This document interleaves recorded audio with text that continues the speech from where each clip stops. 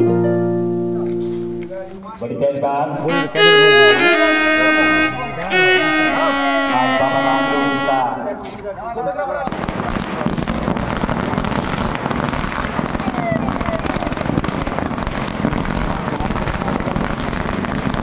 का मंत्री अपने तालुके लोकप्रिय आमदार और अपने महाराष्ट्र राज्य के सहकार मंत्री माननीय श्री बाबा साहब पाटिल साहब बाबा रामदेव जी के इस पावन भूमि में अपने महाराष्ट्र राज्य के सहकार मंत्री माननीय श्री बाबा साहब पाटिल साहब यहाँ पधार चुके हैं। मैं उनका बहुत बहुत स्वागत करता हूँ।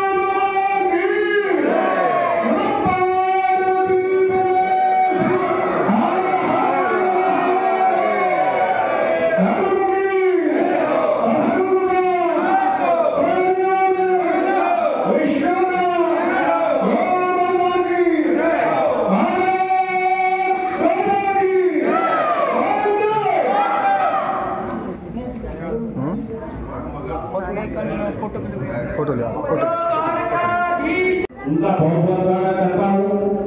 धन्यवाद। बाबा रामदेव चैरिटी गवर्नमेंट की ओर से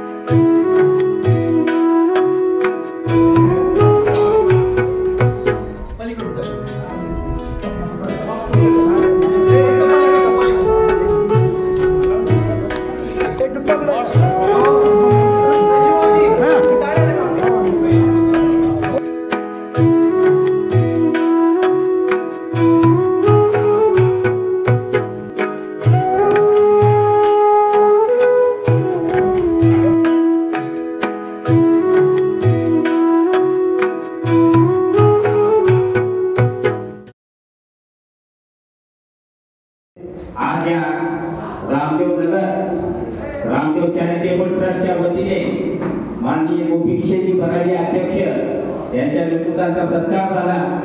खरं साहेब आज तुम्ही वेळ काढून आज या आमच्या मंदिराला आणि आमच्या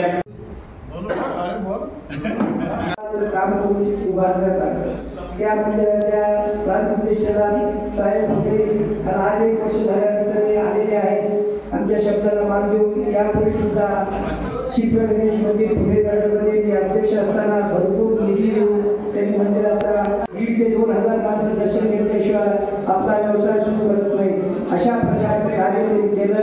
आणि आता आमचे समोर दिवसापासून आता सुद्धा आज वेळ काढून त्यांनी मला मध्ये मला मुंबई जायचं उद्या मंगळवारी मीटिंग असते तरी वेळ काढून आल्याबद्दल मी ट्रस्टमध्ये समाजातर्फे त्यांचा हार्दिक स्वागत करून आभारी आहे। असे वेळ काढून आमच्या या पुढच्या स्वप्नासाठी मदत करावी किंवा लक्ष ठेवावं आमच्यावर अशी विनंती करून मी माझे 2 शब्द सांगेन आणि सर्वांना विनंती करतो की त्यांनी आपले छोटंसं मनोगत व्यक्त करावं।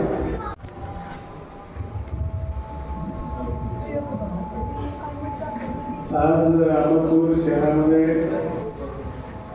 आमच्या मित्र बराडी परिवाराने रामजी महाराज या देवस्थानाची स्थापना करून या भागातल्या आणि शहरातल्या लोकांची त्यांनी गरज भागवली। मागीलही कार्यक्रमाला अनेक वेळेस आम्हाला बराडी कुटुंबांनी निमंत्रित केलं होतं। आम्ही येत राहतो, आमचे कौटुंबिक संबंध आहेत आणि आज देखील त्यांनी एवढ्या घाईमध्ये असताना सांगितले की संध्याकाळी 6-6:30 वाजता येतो, मुंबईला जायचं। परमेश्वराची इच्छा असेल त्याने आम्हाला बुद्धी दिली आणि आलो, आम्हाला आरतीचा मान दिला। या कार्यक्रमाला आमच्यासोबत उपस्थित असलेले ज्येष्ठ विधिज्ञ ॲडव्होकेट पवार साहेब, ॲडव्होकेट हुसेन सागर साहेब, ॲडव्होकेट पाटील साहेब, शिवाजी हेगणे, शरद जोशी, DK जाधव, आमचे अजरभाई बाबा, शिवाजीराव देशमुख, प्राध्यापक हेमंत पाटीलकर, उदित शर्मा, मोरे, प्रशांत भोसले, महेश देवणे, आमच्या नगरपालिकेच्या नगरसेविका नगरगाव कसाई, संभाजी राजे, उपस्थित सर्व भक्तगण, त्यांचे कुटुंबीय, आमचे आदरणीय महाराज आणि उपस्थित माझ्या बंधू आणि भगिनी, या 2024च्या निवडणुकीमध्ये आपण सगळ्यांनी मला आशीर्वाद दिला. त्या आशीर्वादाचा परिणाम असा झाला की यावेळेस महायुतीचं सरकार आलं आणि मला या महायुतीच्या सरकारमध्ये मला कॅबिनेट मंत्री म्हणून सरकार कार्याची जबाबदारी दिली. ते सगळं तुम्ही यावेळेची निवडणूक अतिशय खूप टफ होती, वेगळी होती. पण आपल्या तालुक्याला जे संबंध जात आहे की हा पूर्वनी विचाराचा तालुका अनेक प्रकारचे प्रचार करायचा प्रयत्न लोकांनी केला, पण मतदार राजांनी कुठलेही भूलथापाला बळी पडले नाही. त्यांनी विकासालाच प्राधान्य दिलं आणि निवडणुकीमध्ये विकासाशिवाय दुसरं काही बोललंही नाही. म्हणून लोकांचे जनतेचे विशेष करून आभार मानतो. यावेळेस तुम्ही आशीर्वाद दिला नसता तर आजचा हा प्रसंग तुमच्या समोर अहमदपूरचा एक नागरिक सरकार मंत्री म्हणून बघायचा योग आला नसता आणि अक्षय आरती परमेश्वराला माझ्या आरती करून घ्यायची असं मला वाटतंय आणि त्याच्यासाठीच हे पद दिलंय. त्या पदाचा उपयोग आपण या मतदारसंघासाठी राज्याच्या विकासासाठी आपण निश्चितपणे करायचा प्रयत्न करणार आहोत. आपला मोठा संकल्प जो होता तो पाण्याचा ते निश्चितपणे 2-3 वर्षामध्ये ते काम पूर्ण करून आम्ही दिलेल्या जे कमिटमेंट होते ते पूर्ण करायचे आहे. नागपूरमध्ये एमआयडीसीच्या संदर्भात देखील आम्ही बैठका घेतल्या आणि बाकीचे रस्ते ऑफिसेस हे तर आपलं काम चालूच राहणार आहे. त्याच्यावर अधिक लक्ष देतात कारण आता द्यायचे तसंच काम होणार. पण गावामध्ये रस्ते गावाला जोडणारे रस्ते अजून 6 महिन्याला तुम्हाला मागलेल्या कामाचं रिजल्ट दिसेल. आता कामं सुरुवात झालेली आहे. म्हणून ही सगळे कामं भविष्यात आपण करून आपल्या मतदारसंघाची कनेक्टिव्हिटी चांगली करायची आहे. विजेचा जो प्रश्न आहे तो आपल्याला कमी करायचा आहे. शेतकऱ्याला आमच्या विजेमधून खूप त्रास होत आहे. आपल्या या सरकारी चळवळीमधून अनेक नवीन योजना आमचे देशाचे गृहमंत्री त्यांच्याकडे जे सहकार खातं आहे अमित भाई शाह त्यांनी चांगल्या प्रकारचं नियोजन केलंय. सरकारीशिवाय पर्याय नाही.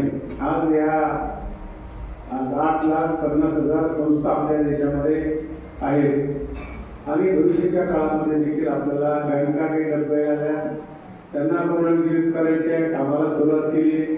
कारखाने आहेत, उद्योग आहेत, सुविधा आहेत, गृहनिर्माण संस्था आहेत, नचिक सोसायटी आहेत. या सगळ्याला पुन्हा एकदा आपण भविष्याच्या नेतृत्वाखाली या देशाला समृद्ध आणि सदन करायचे आहे. हा संकल्प आमच्या नेत्यांनी मांडला. अजितदादांनी ज्या विचाराने मला ही जबाबदारी दिली कारण आतापर्यंत मराठवाड्याकडे हे पद येत नव्हतं. अतिशय महत्वाचं आणि जबाबदारीचं पद आहे. त्यांच्या देण्यामागला हेतू असा असतोय की मराठवाडा थोडासा या क्षेत्रामध्ये माग आहे. याच वर्गाचा मंत्री गेलो तर आपण मराठवाड्यात आणि विदर्भाला अधिक न्याय भेटेल आणि पश्चिम महाराष्ट्राला भेटणारच आहे अशा प्रकारची त्यांची अपेक्षा असत.